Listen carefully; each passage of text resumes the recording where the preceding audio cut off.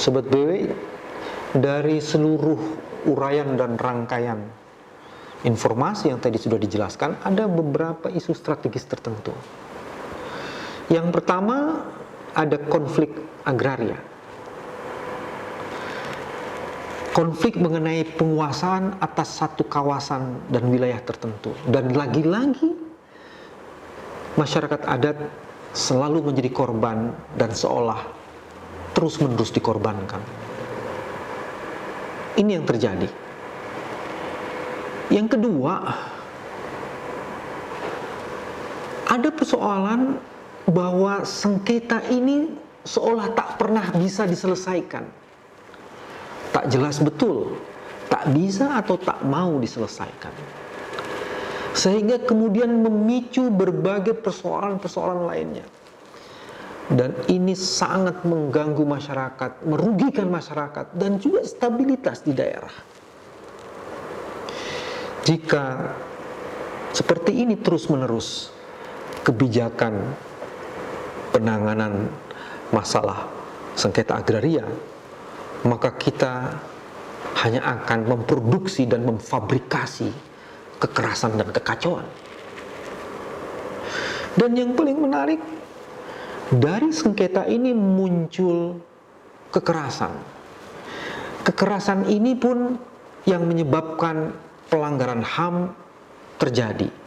Dan yang lebih mengerikan, ada proses instrumentasi penggunaan penegak hukum yang diduga tidak sesuai dengan kepentingannya. Dan ini tentu sangat merugikan penegak hukum. Karena trust kepada lembaga penegakan hukum bisa jatuh, rusak dan hancur. Jadi lagi-lagi sebenarnya ada soal di proses. Yang lainnya adalah soal yang berkaitan dengan ternyata pembabatan hutan terus berlangsung. Ternyata penghancuran dalam tanda petik konservasi terus dilakukan. Agunan masa depan Indonesia luluh lantak akibat sengketa dan kekerasan yang terus-menerus muncul. Dan yang lebih menarik adalah ketidakmampuan menahan diri untuk tidak menggunakan kekerasan di dalam menyelesaikan masalah, seolah-olah terus-menerus terjadi, seolah-olah terus-menerus berkembang. Dan ini menyebabkan banyak masalah terjadi pasca problem-problem ini.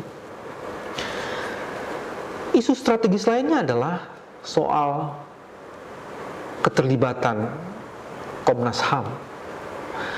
Dalam situasi di mana kekerasan dipakai sebagai alat untuk menundukkan sengketa, maka potensi pelanggaran HAM terjadi di situ.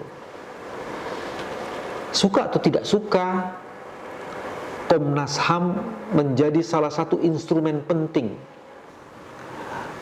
Karena lembaga ini adalah lembaga yang mengurus soal pelanggaran hak asasi manusia. Ketegangan yang berujung pada kekerasan dan ada penggunaan kekerasan oleh aparat penegak hukum itu adalah isu hak asasi manusia. Itu sebabnya Komnas HAM harus didorong dan terlibat secara intensif di dalam proses ini. Sehingga dengan demikian tidak terjadi lagi apa yang disebut dengan pelanggaran HAM. Dapat diminimalisir berbagai ketegangan dan potensi kekerasan. Dengan begitu, masyarakat akan bisa dilindungi. Ini menjadi penting untuk dilakukan. Sobat BW, jadi kita ada di ujung presentasi ini.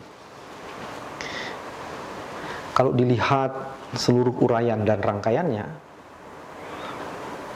kriminalisasi terhadap tokoh adat itu ternyata adalah turunan dari persoalan sengketa pemilikan lahan. ada konflik agraria di situ. Dan dari konflik ini ternyata muncul pelanggaran hak asasi manusia, muncul tindakan kekerasan, ada instrumentasi penegakan hukum. Dan ini menyebabkan soal besar karena bisa jadi masyarakat merasa keadilannya terganggu. Bisa jadi masyarakat mulai merasa tak percaya lagi pada proses penegakan hukum karena hukum tak berpihak pada kepentingan kemaslahatan rakyat.